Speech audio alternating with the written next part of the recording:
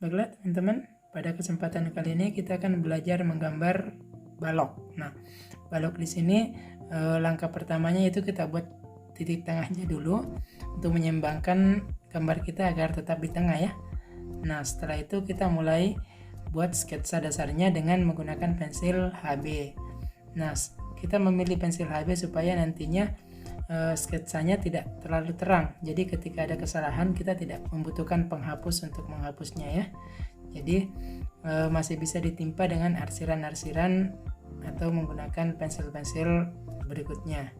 Nah, setelah sketsanya jadi, kita mulai mengarsir menggunakan pensil HB yang tadi. Diarsir secara merata. Kemudian kalau memang ada bagian yang benar-benar mengkilap itu disisakan, nggak usah diarsir. Tapi kalau semuanya masih dalam kondisi wajar atau masih kelihatan terang seperti biasanya, itu tetap diarsir menggunakan HB.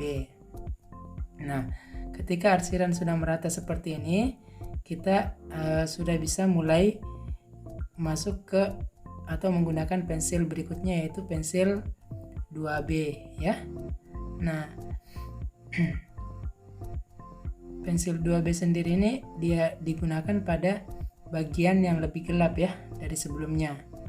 Nah, untuk pensil 2B sendiri biasanya dipakai di bagian atas ya, kemudian bagian samping juga pada bagian depan pada balok. Nah, namun bagian atasnya hanya separuh ya, hanya bagian yang jauh dari cahaya atau yang jauh dari sumber cahaya.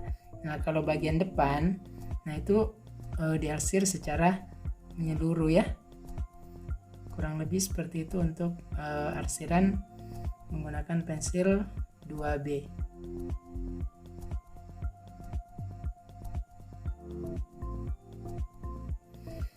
Oke, setelah tadi jadi bagian atasnya, kita pindah ke bagian samping, masih menggunakan pensil 2B ya.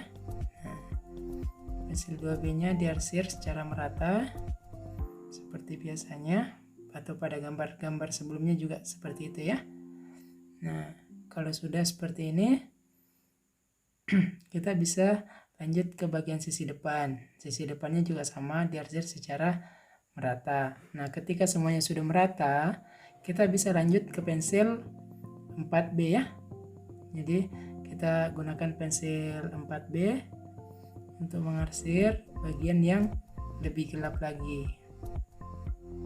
Boleh juga kalau kalian mau mempertegas garis-garisnya supaya mempermudah kalian ketika mengarsir. Jadi arsiran kalian sudah nggak keluar-keluar dari garis ya kalau garisnya tegas. Cuman di sini dipertegas ya, jangan dipertebal, karena kalau semakin tebal maka akan kelihatan aneh gambar kalian.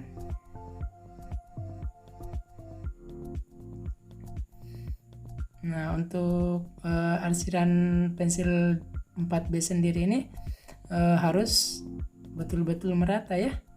Jangan terburu-buru pada saat mengarsir. Jadi pelan-pelan saja sampai pori-pori kertasnya itu bisa tertutup secara maksimal.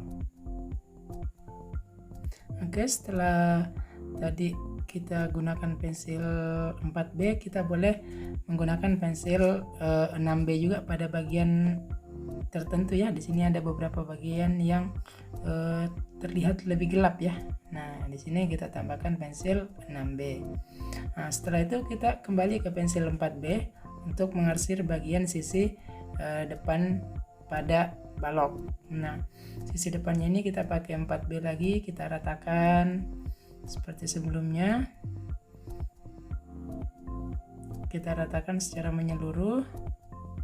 Setelah itu kita gunakan pensil 6B lagi ya. Nah, di sini penggunaan 6B untuk lebih mempergelap lagi supaya gambar kita lebih berdimensi.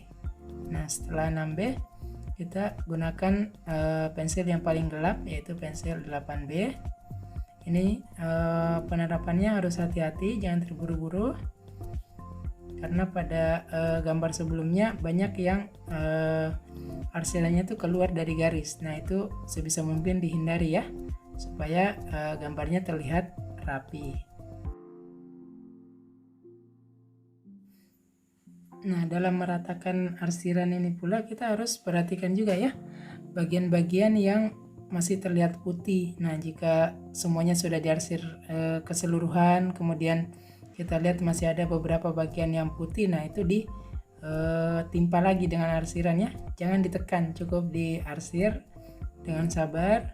Kemudian kalau garisnya butuh untuk ditegaskan, silakan ditegaskan lagi. Namun jangan dipertebal supaya gambarnya nggak kelihatan aneh ya. Nah,